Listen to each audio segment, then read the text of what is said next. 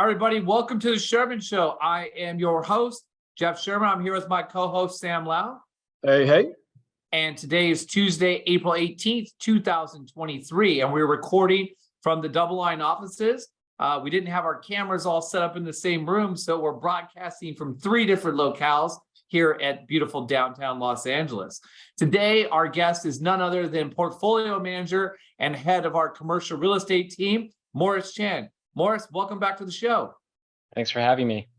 Yeah, and so just thought it was very timely, given a lot of things going on in the commercial real estate market, to bring you back in here. I know you've been very busy in your space. I know you've been very busy talking to a lot of folks out there as well. But before we jump into the heart of the matter, maybe you can remind everyone a little bit about your background and what you do for us here at DoubleLine. Yeah, I mean, my background, I started out in the fixed income credit space, analyzing, a little bit of corporate credit, but mostly commercial real estate credit. So as we're kind of thinking about commercial real estate credit here, we do look at, risky positions, riskier credits that are below investment grade. We also look at less credit risk sensitive positions, such as more higher grade AAA type oriented product at DoubleLine. These are all backed by commercial properties in terms of the product that we look at, and there's definitely a lot of. I'm surrounded by very, very smart colleagues of mine that can dig into what is a good property, what is a bad property, what's a good loan versus what is a bad loan. We can go any which way. Yeah, so there's been a lot of headlines out there. It feels like, especially since some of the issues that the regional banks have materialized over the last 5 or 6 weeks, it seems that the headlines are more and more rampant every single day. So maybe you could walk us through some of the things you're seeing in the space. Kind of what are some of the risks out there? Are these headlines warranted in your viewpoint? And how should people be thinking about, broadly speaking, the commercial real estate industry? Yeah, when we talk about headlines really started during the first quarter of this year, particularly in January and February. And we sort of anticipated this last year as we're looking at the interest rate hiking cycle in conjunction with its effect on commercial real estate properties. And as the news came to fruition in terms of headlines, the first headlines were office default risk. We saw some large private equity companies where we heard that they had defaulted on commercial real estate loans. And I think from a practitioner that's on the ground, that's looking at the situation, I would just say that there is more to the story. And what I mean by that, it takes typically for a loan, you do need a default to start any sort of modification discussions with the borrower. And a lot of the situations that we're seeing in terms of near-term defaults or recent defaults, a lot of them were driven by maturity dates that were coming due. Some are 2-3 months out. Some are presumably during the 3rd to 4th quarter of this year. But I think borrowers are just getting ahead of these maturity dates, trying to engage the lenders in terms of discussion and figuring out what options do they have. That's not painted in a rosy manner, though. These are. Yeah. Hey, Morris, real quick. This is something that happens in corporate America as well, right? This is not something really just specific to commercial real estate, right? Yeah, totally. I mean, as a lender, you have a loan documentation as a legal binding document. There are mechanisms and processes that needs to take place before certain conversations can be had. Yeah. So I cut you off there because you were saying let's not try to paint a rosy picture about the situation. So why don't you expand on that comment? Yeah. So what I mean by that in itself is a default is a default. I mean, clearly there is a problem, and the problem is from a borrower perspective, they need some relief. Whether it's an maturity extension, which buys them additional time, whether it's some reprieve in terms of loan covenants that were pre-negotiated within the loan documentation. In any event, there is underlying issues with respect to some of these headlines. But I think a lot of times, often people look at the headlines and say there's a default, which effectively can translate to the handing back of the keys for a building, which then could lead to immediate liquidation. I would caveat by saying, as a practitioner within this market, things don't move that quickly, and specific to commercial real estate. And we saw this during the GFC as well. It takes years sometimes for resolutions to come about. So, real quick on that, because you mentioned the GFC, and we all kind of lived through the whole residential mortgage crisis, right? And the declining of property values there. Can you remind our listeners what happened to commercial real estate during GFC? Because it's not exactly the same story, but you had similar construct. And then further, after you describe that, maybe you could tell us about what are some of the similarities and differences relative to today? Sure. During GFC, I mean, what led up to the global financial crisis? I mean, there was excess leverage. There was a seizing of the credit markets. Once the credit market participants realized that the leverage was in excess.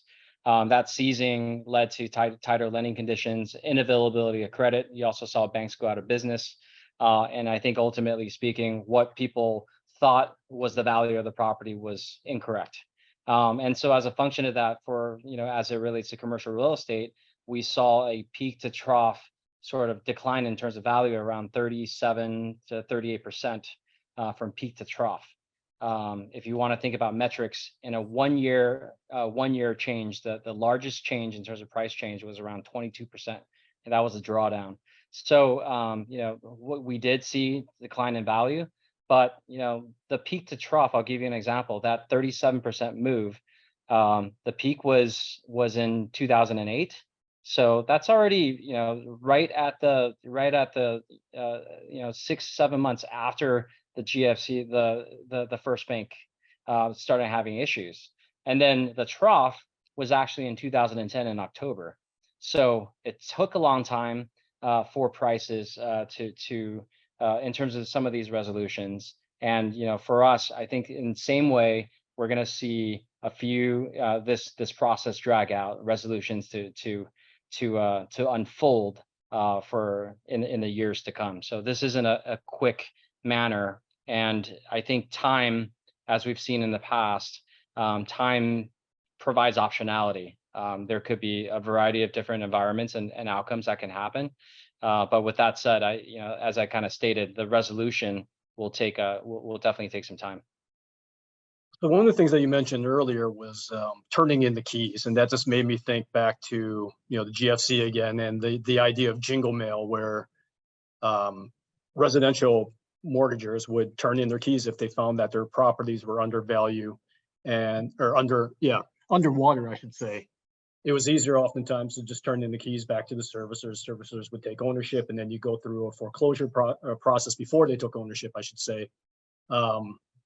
When we think about commercial real estate, you're starting to hear that more, and you're hearing the term strategic default come through. So what are some of the options that the other side of the table has if the manager decides to just turn in the keys, as you say, and strategically default on their property?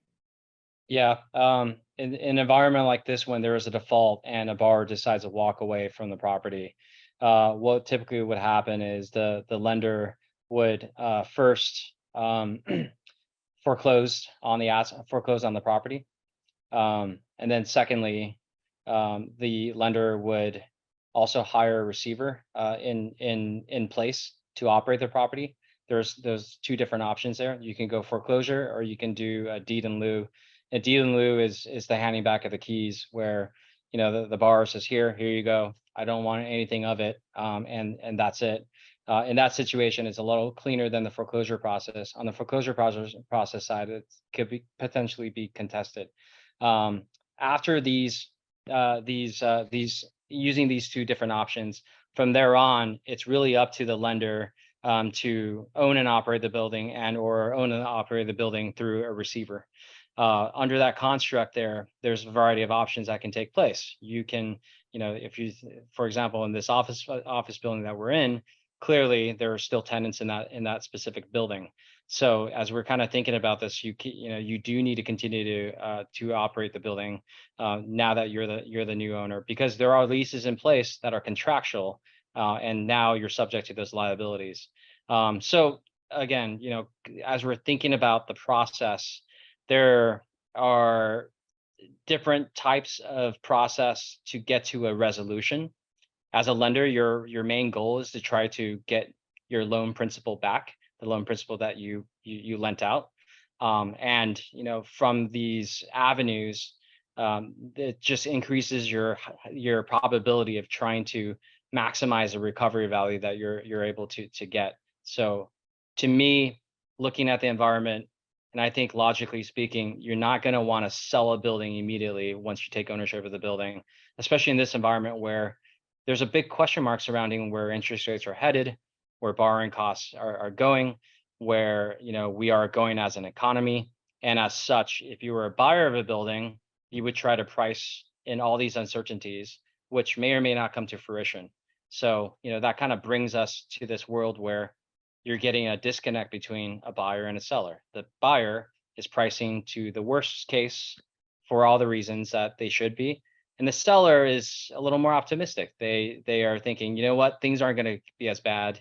I think things are going to be fine. So this is my asking price. So that is what we're seeing over the last 12 months. That's part of where we are currently in this cycle, where borrowers and buyers are at a standstill. Or sellers. Let's just, building on that scenario, let's just say that there is an increase in defaults or the need for resolution. How mature, how set up is the ecosystem around that for the lender to take potentially ownership through deed in lieu or through some type of resolution? And again, I'm thinking back to my side on the resi, where you had special servicing in place back in the global financial crisis. They were probably undersized, but they were able to ramp up fairly quickly because they had that experience in doing this.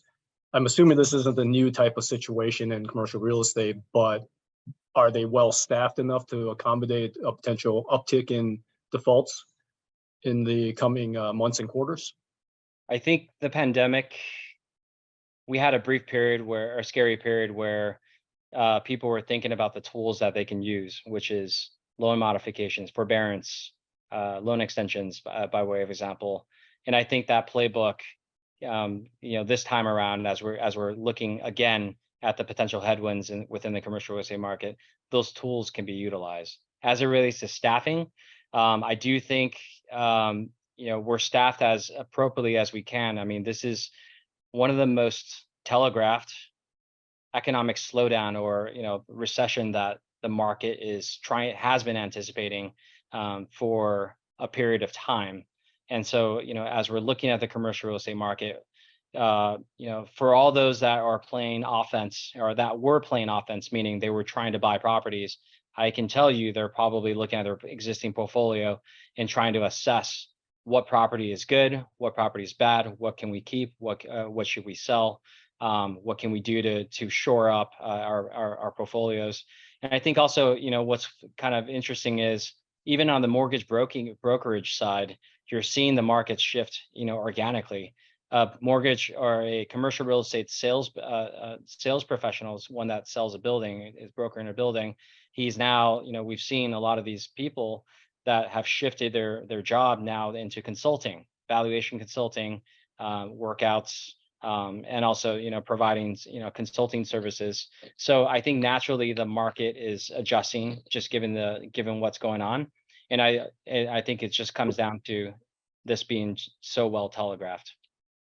So walk me through the scenario of something like a default. And I want to cover more about the space because I feel like we're honing in on office space here, which is obviously on everyone's mind. But, we are talking about a default or a deed in lieu and trying to find a buyer and all of this. So walk us through a little bit of an example about when you buy a security, what kind of exposure do you have to this? Is it like a residential mortgage where you're exposed to, thousands of homeowners, and you're going to have some defaults in there? Are you looking at one single building? Are there property types together? And then talk a little bit about the securities themselves too.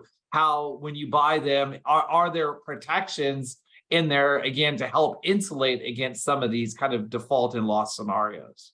Yeah, I think you had asked a question in the beginning about differences between for the commercial real estate market during the global financial crisis relative to now, or the great financial crisis relative to now. I can say that within the securities market, particularly as we're, keep in mind, we're focusing on these are debt investments or fixed income investments backed by properties. I think this time around, the structural provisions within the CMBS securities, using commercial mortgage-backed securities as a proxy for real estate bonds, there's definitely an improvement in the structural features of the transaction, and one stems from rating agencies reevaluating their model coming out of the global financial crisis.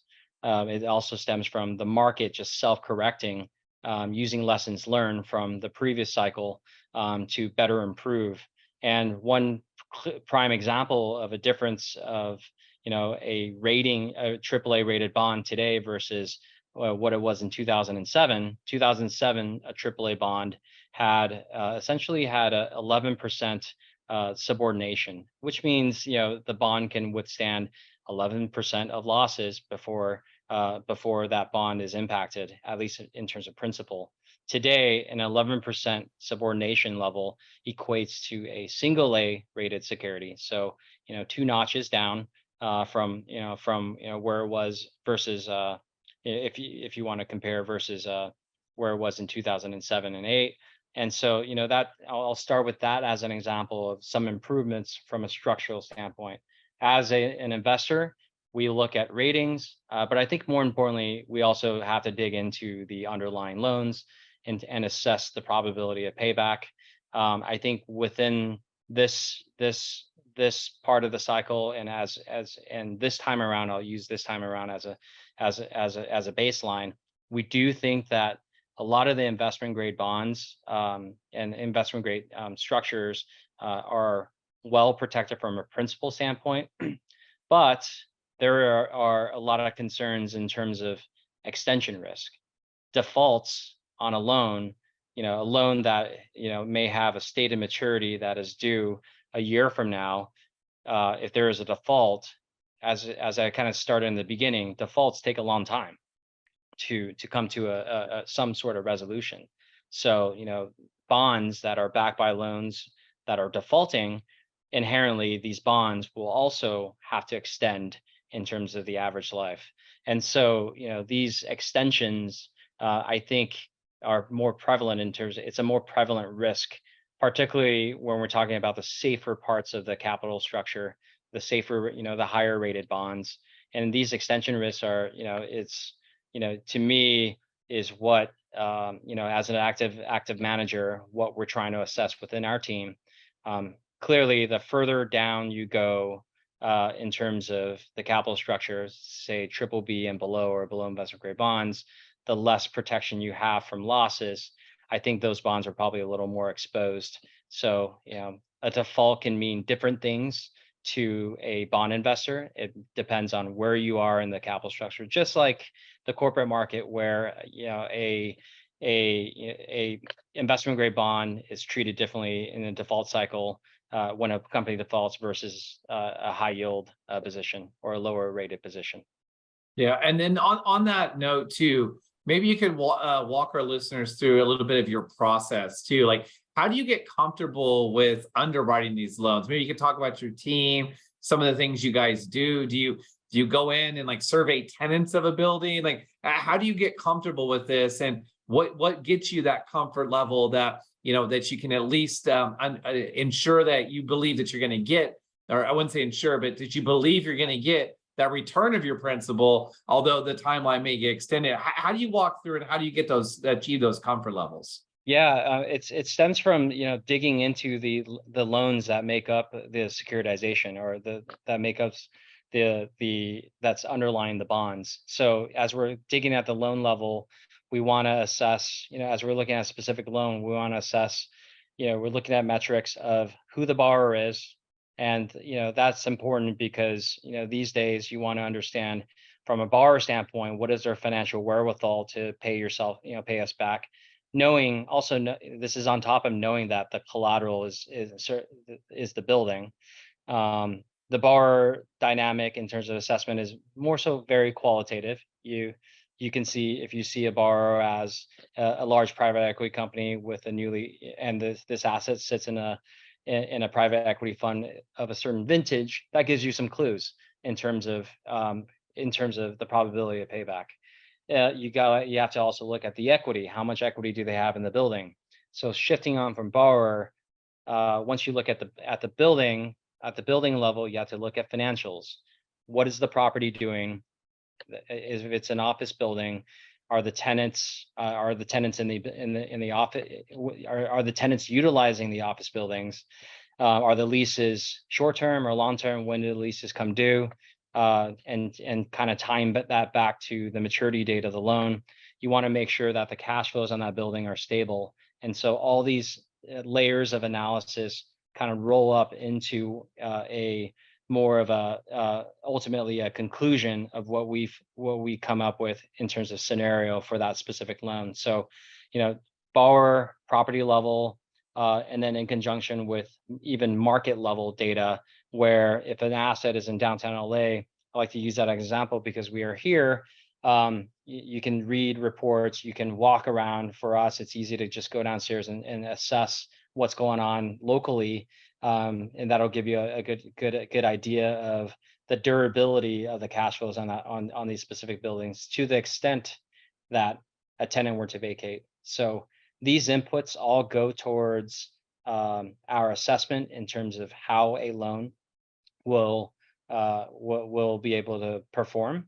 And then ultimately, as we're tallying all these individual loan level scenarios or outcomes, we can then assess whether or not the bond is a good bond to buy versus or not, or do we need to make some price adjustments? So it comes at the granular level. Sometimes our colleagues can hear us make phone calls to real estate brokers that are out of state to ask about specific properties. On occasion, we do travel from time to time, and even myself, if I'm in New York and I have some meetings, you'll sometimes see me walk around. Perhaps if it's Fifth Avenue, just to see the properties that we have exposure to within our investment holdings, just to make sure that what our desktop or qualitative assessment is actually factually true. So we do, coming from the real estate world, we do look at both numbers as well as the qualitative side, where you have to make these assessments. One thing that was interesting about what you said too is I've been trying to think through this too, and you were talking about the AAAs previously only having 11% protection versus losses, and then so maybe and this is what they used to be, and they're probably in the mid-20s today. It's kind of doubled, right, roughly or so on a AAA. And so if someone hears that and says, well, yeah, that's great, I have 20+% protection to the downside. But Morris just told me that there was a 30+% drawdown from peak to trough before.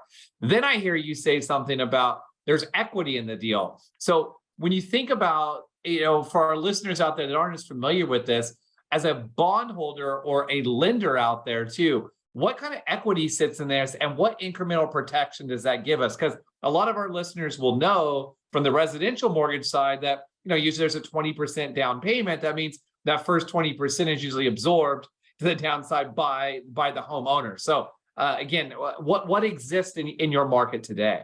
Yeah, a typical CMBS loan program, from a loan to value perspective, a borrower is able to get anywhere between 60% to 65% loan to value. So if you want to think about how much equity is in a building, inherently that's about 35 to 40% of equity in a building. So when we're thinking about a bond, once that mortgage is securitized into a security, a AAA rating is tied to an LTV of around 35%. A below investment grade rating is tied to the building at an LTV between 55 to call it 65% LTV. So if you conceptually think about how much equity is in these are in these buildings that is held within these commercial mortgage securities, There is, a decent amount of equity. As we're thinking about today's market, though, as values reset, clearly, we can't ignore that, valuations there, we can't ignore that valuations will decline within the commercial real estate property spectrum, and we do agree with that. But we just feel that as a debt holder, if your starting point is at 65 LTV, even in using the global financial crisis sort of metric of that drawdown of 37%, largely speaking, it's the borrower's, or it's essentially the borrower's problem. It's the equity owner's problem in today's environment. As a debt holder, if you're at the low leverage point, you're fine. Your principal is well protected. So when we think about the different property types out there, and we've been spending a lot of time on office, which is, kind of the source of the negative news, the negative headlines that we've heard of late. And, when we were talking about during the pandemic or even pre-pandemic, people were talking about retail properties as being another sore spot within the CRE market. What are some different property types out there that are accessible within your universe of assets that you'll potentially look at that, serve as collateral for some of the bonds or loans that you're buying? What looks attractive out there? And, along with that, I mean, how much, shifting gears kind of within the same question, besides different property types that you can look at, are there different regions of the US that look more attractive than others? Are there areas that you're avoiding as well? Yeah.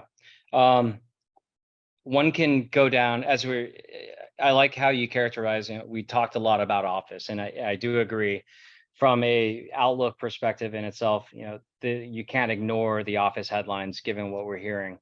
But, one thing that I haven't gotten across though is when you think about commercial real estate, aside from office is only about a third of typically a third of the outstanding commercial real estate market. There are retail properties that are backed by, it's not just malls, there are shopping centers, there's also strip retail centers, neighborhood retail centers that, that collateralize or that are, part of the ecosystem. There's also industrial properties as it relates to logistics centers, which are a Morris, little more you can take a popular. sip of water. Morris is trying to choke through it to power on. So there you go. We got to keep Morris alive around here. He's important here at DoubleLine. So don't power through and choke. So there we go. All right. Yeah. So we're on to industrial properties. Yeah, so there's retail, there's industrial. As we're kind of thinking about industrial, that's been very popular from a logistics warehousing standpoint, just given the transition from brick and mortar retail to online or e-commerce. There's also hospitality, which is a lodging sector. If you want to ask me what in terms of a heat map, and I can kind of give you a sense, office is negative. We already touched upon that. We're not going to talk about that right now. On the retail side, I do think, a lot of the grocery anchored shopping centers that, have, in essence, backed by a retail grocer. There could be some inline tenants, smaller tenants that, that line up next to that, specific grocer, such as a sandwich store, by way of example. Those type of assets, I think, have done pretty well and been time tested, particularly during the pandemic, to the point where those assets have kind of proven themselves that, hey, they're worthy. You shouldn't be, as afraid as you were prior to the pandemic. Those assets, have some viability. So from a secular standpoint, I think, grocery anchor shopping centers will continue to do okay. Malls, I feel, for what's survived thus far, there are dying malls that are zombie malls. We touched upon that in the past. I do feel that story will continue to play out, meaning those malls will probably need to be retooled for a different purpose. But there's also productive malls out there that, again, have been tested by the pandemic. So the pandemic was a good test for retail. What you see is what you get currently. I think the peak, the peak in terms of the trough of the retail cycle, at least what we've seen over the last 3 years, it gives you a really good, a better picture of what's gonna, what is good versus what isn't. That's with the caveat that we are heading into economic slowdown. Retail is tied to the consumer. So, there will be some marginal impact, but I'm not as concerned about retail as I was prior to all of this starting. And then shifting to the industrial sector, I think secular changes will continue to bode well for industrial. Similarly for multifamily as well in terms of apartments, I do think there's positives in terms of the apartment sector, and a lot of the between the two, industrial and apartments. If you think about availability of financing, that is also pretty prevalent for those two assets. I mean, you can be a borrower today trying to buy a building in an industrial park, and I'm pretty sure you can find a loan.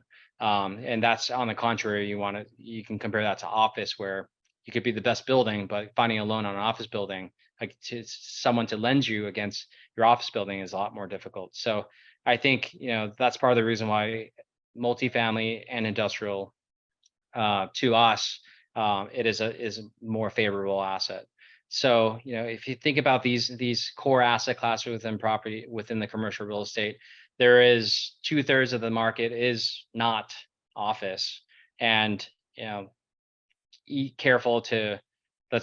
careful, at least from the listener's standpoint itself. Like, my advice is, there is a vast market away from office, and that isn't necessarily doing that badly. Hotels are actually doing pretty well, as well. So for us, it's really understanding the details, and how the commercial real estate market works.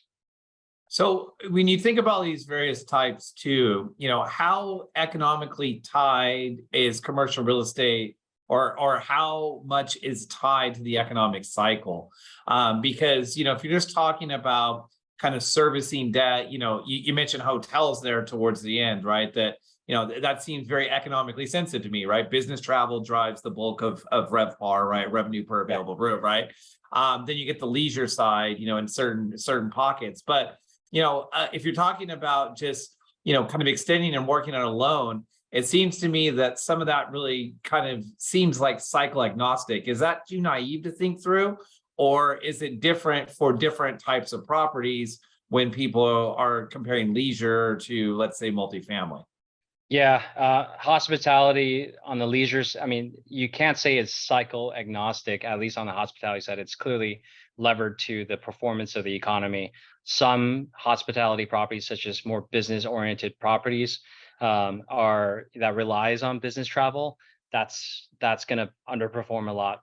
That's going to perform a lot worse in a down cycle than, say, a leisure hospitality assets, which the user of those leisure hospitality assets may be more insulated from.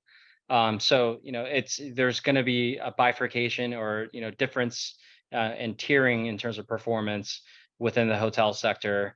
You can say that about retail as well, depending on where, what type of retail center it is, and how it performs. So for us, which comes down to, as an investor, that's what makes it interesting. You can try to make an assessment, and reflect that assessment, within our portfolios, as we're thinking about investing in against some of these properties, the varying degrees of outcomes based on our economic views.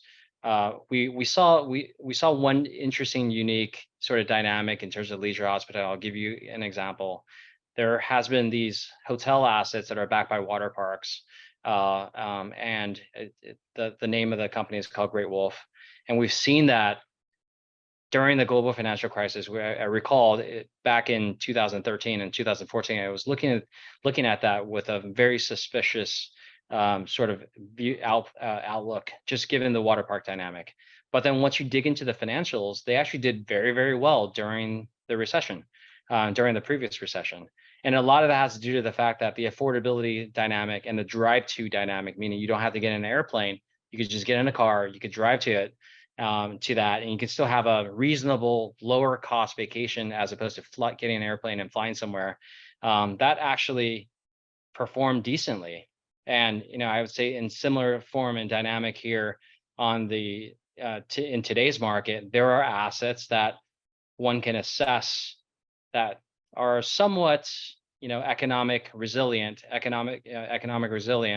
and even in these conditions, and that's up to us to kind of pick and choose. So this is a market where, we have to, you have to pay attention to the details. You have to find these gems within the market, and I think that's what makes the job fun. I like how you said a job's fun. So very good with all these challenging times. But one more thing that's kind of been cited as a big negative is some of these non-publicly traded REITs out there. And again, I'm not going to get to specifics or calling them out, but that there's a lot of embedded exposure within commercial real estate sitting in a lot of these REITs. And what do you think the impact is of that?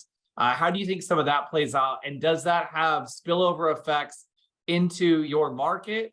Or is that just the difference between an equity REIT holder versus a debt REIT holder? And again, I don't know what's in all of these REITs out there. I'm sure there is some combination of equity and debt as well.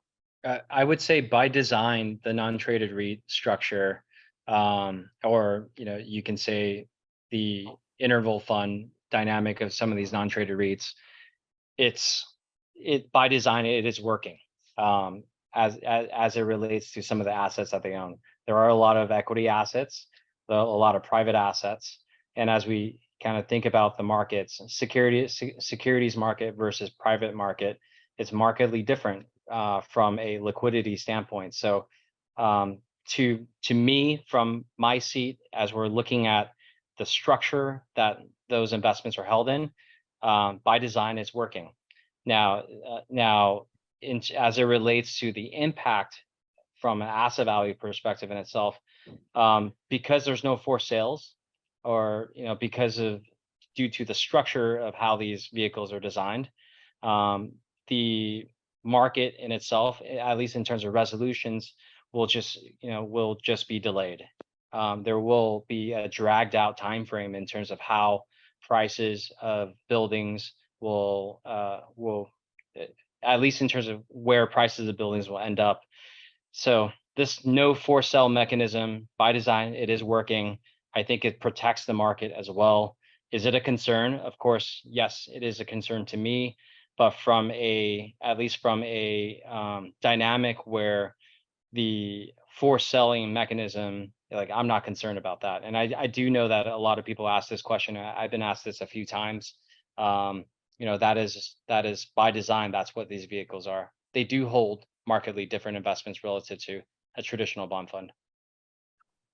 So let's shift gears here, Morris. Let's talk about how one can use CMBS in their overall portfolios, because we here at DoubleLine use it across many of our fixed income, multi-sector fixed income portfolios. It's a strategic piece. We toggle the allocation up and down, but as far as I've been, with the team, we've always had a piece in CMBS as a strategic allocation to our portfolio. So what role does CMBS play within portfolios? I mean, we get the sense that, especially on the side that you traffic in, it's a credit related product there, but how does it compare to other areas of credit? Let's just say versus corporate credit versus other consumer credit, other securitized credit. How do you think about it? How can people think about it in terms of perhaps putting it to work in their own portfolios? I think a unique difference between versus corporate credit, you want to compare CMBS versus corporate credit. You have a collateral. Your loan has a collateral. That collateral is a building. It could be, all different types of commercial buildings. But at the end of the day, you do have a collateral. There is an asset to it. So in the event of a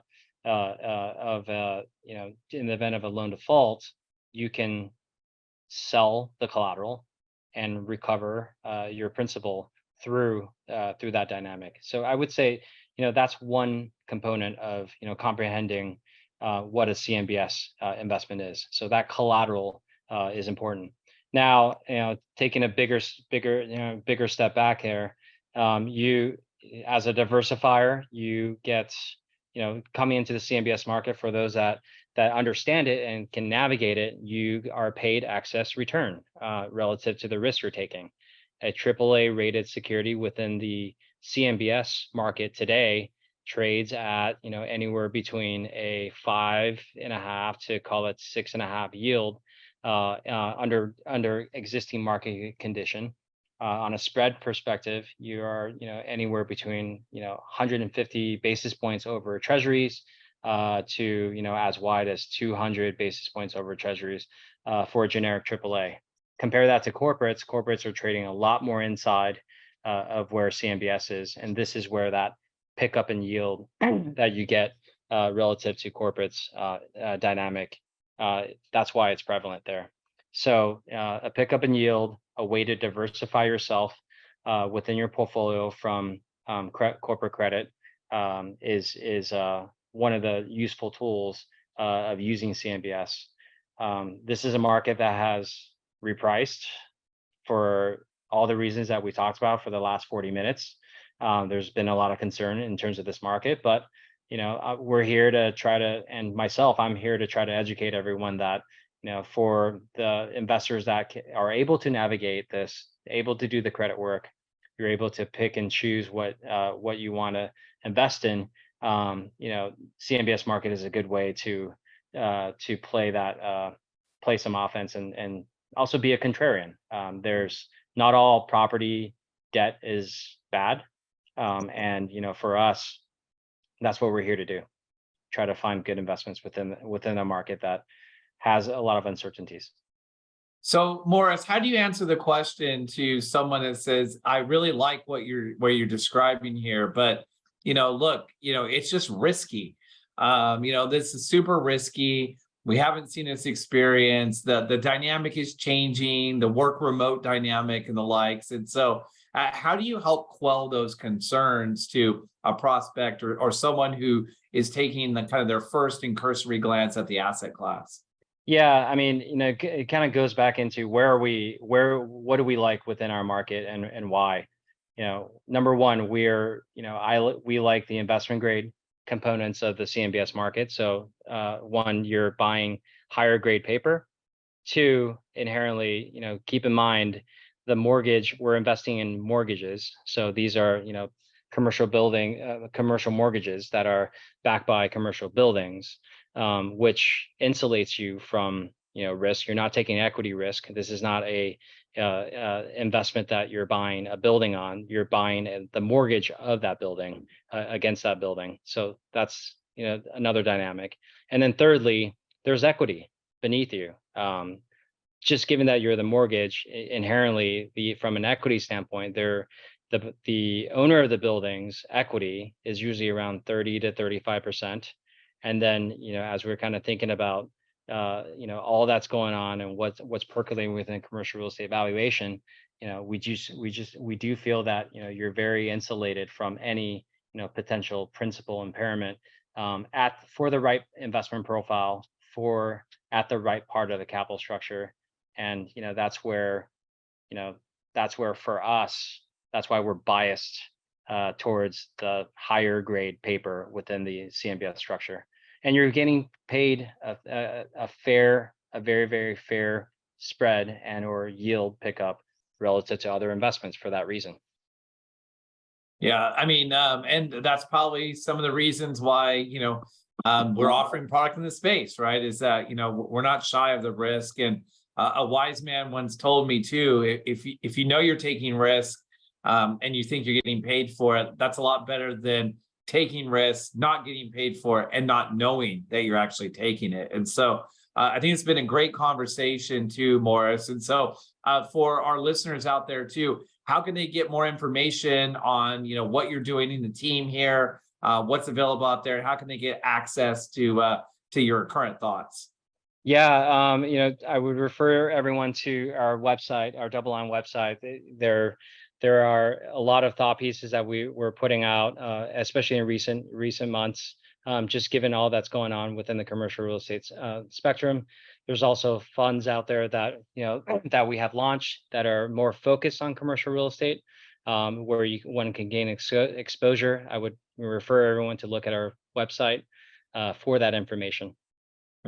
All right, Morris. Well, it's always a pleasure. Thanks for getting this podcast together quickly with us too, because just getting more and more, questions on the space. I thought, what better way than to reach out to our 17 viewers that listen to this and be able to make sure that they get exposure to it. And so, I think one of the things that, people always talk about eating your own cooking and how you think about it. Well, as allocators, that Sam and I work on the asset allocation process.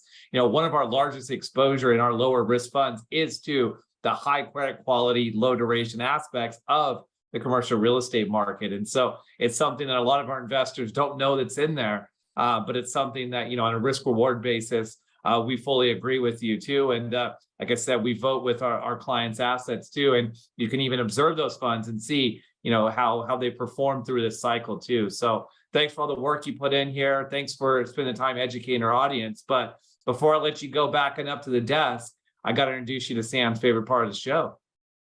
All right, Morris, and that favorite part of the show is called Sherman Says. You were on here, what was it now, 5 years ago about, so you may have forgotten, so I will refresh you on the rules of the road here.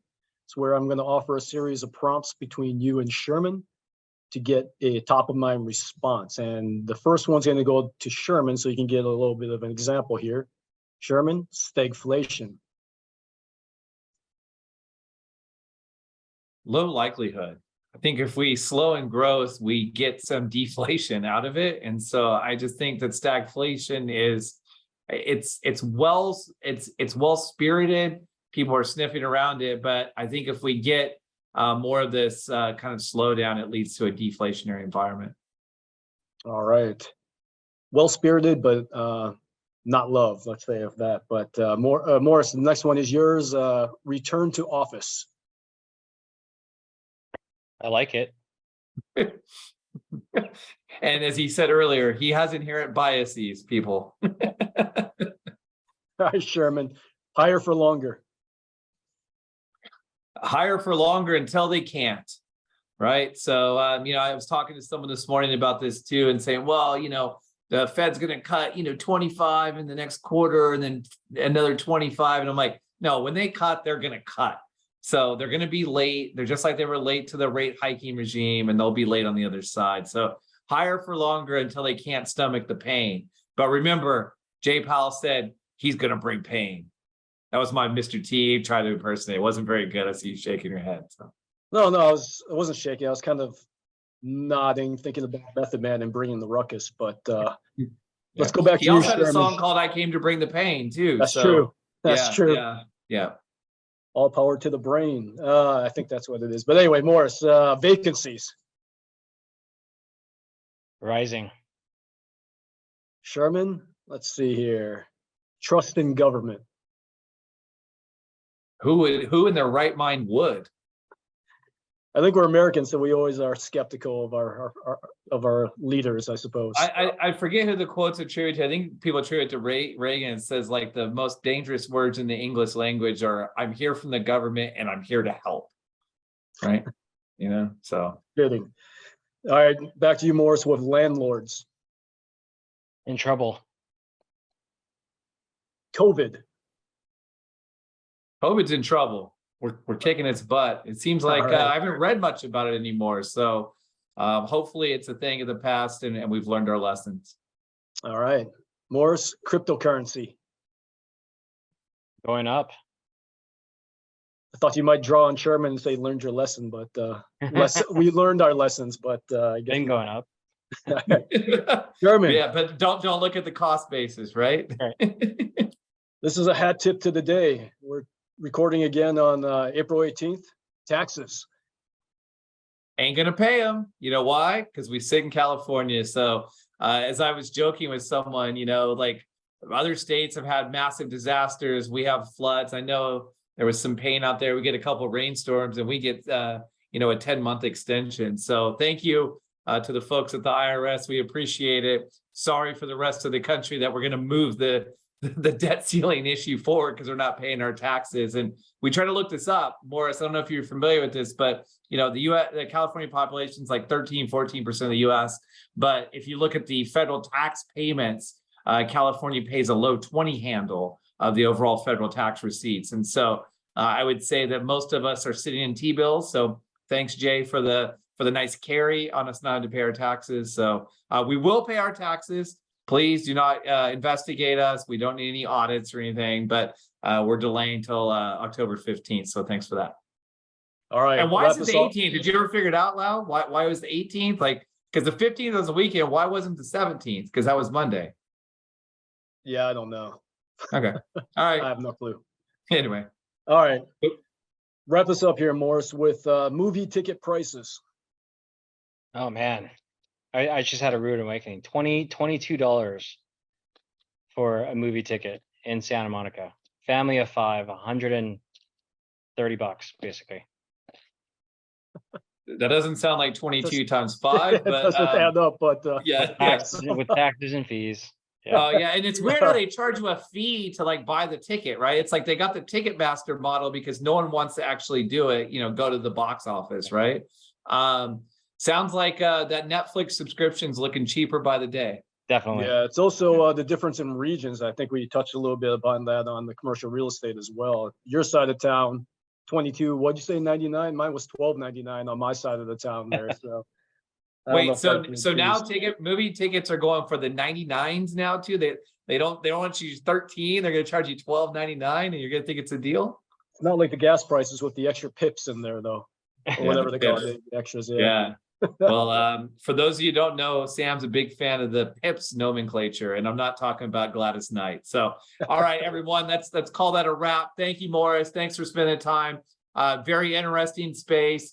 Keep up the good work for what you're doing here for all of our investors at DoubleLine. If you have more questions, feel free to reach out for us at info@doubleline.com. We're here to help out. As Morris said, check the website as well. A lot of good information. So stay tuned. This podcast is obviously on all the major platforms. We recorded this again on our YouTube channel. If you're not following us there, please do. youtube.com/DoubleLine Capital. You can also see Channel 11 on there, hosted by portfolio manager Ken Shinoda. And we all know about Sam's other role, moonlighting on his other podcast, the Monday Morning Minutes. So for all things DoubleLine, go to youtube.com/DoubleLine. And we'll be back in a couple of weeks with another more timely episode as well. Take care all, and good luck out there.